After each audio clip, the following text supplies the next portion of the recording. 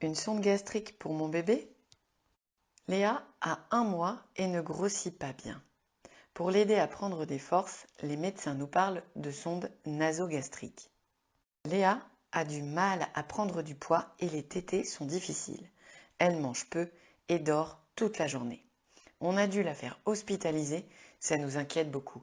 Pour l'aider à prendre des forces, les médecins nous parlent de sonde nasogastrique. J'ai peur qu'elle ne mange plus jamais par la bouche. Manger peut fatiguer bébé. La maman de Léa est inquiète. Manger, ça paraît tellement facile quand tout va bien. C'est très inquiétant pour un parent de voir son bébé refuser de manger ou manger avec difficulté. Lorsque bébé a une atteinte neurologique, un syndrome génétique, un retard staturopondéral ou dans d'autres cas, manger par la bouche lui demande trop d'énergie.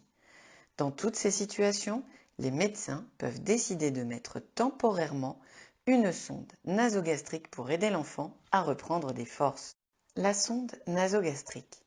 C'est un tuyau fin et souple que l'on introduit délicatement dans le nez de bébé et qui va jusque dans son estomac. L'autre extrémité est fixée sur la joue pour éviter que bébé ne la retire.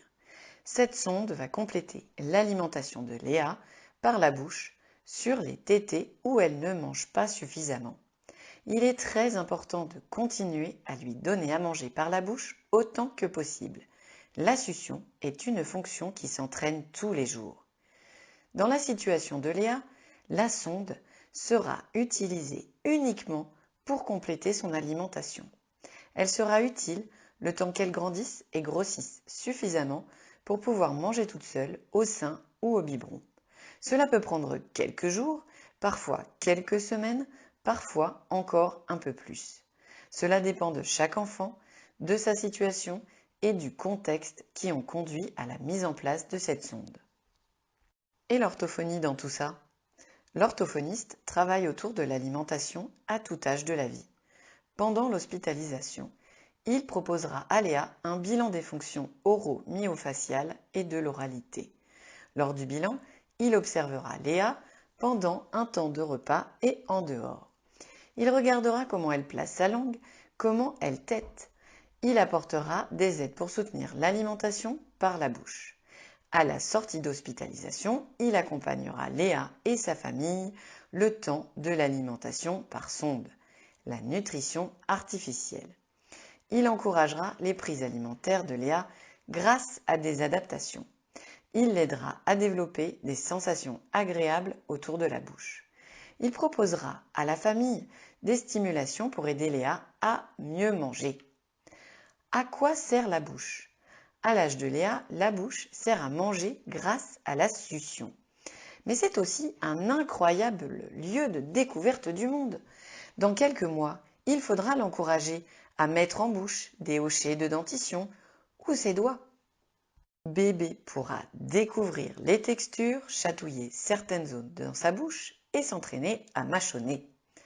Lorsque bébé a une sonde, les expériences qu'il vit autour de sa bouche ne sont pas toujours très agréables. Il a du sparadrap sur la joue qu'il faut enlever et remettre à chaque changement de sonde. Il faut nettoyer son nez régulièrement. La sonde gêne bébé lorsqu'il bâille ou bouge sa langue. Le rôle de l'orthophoniste sera de prévenir l'apparition de difficultés ultérieures. Il veillera à ce que Léa continue à utiliser sa bouche avec plaisir, à la fois pour manger, soutien à la succion, mais aussi pour découvrir le monde, puis les textures alimentaires, soutien du développement oral et alimentaire. L'orthophoniste pourra donc accompagner Léa et sa famille de façon plus ou moins régulière jusqu'à ce qu'elle arrive à manger seule, sans sa sonde, et qu'elle utilise sa bouche avec plaisir. Et pour tout cela, les parents sont très importants, car ils développent les sollicitations agréables au quotidien. Il est tout à fait possible d'aider Léa à rendre cette étape de la sonde le moins difficile possible, qui est parfois nécessaire au bon développement. Un orthophoniste peut vous aider, n'hésitez pas à en parler à votre médecin traitant ou votre pédiatre.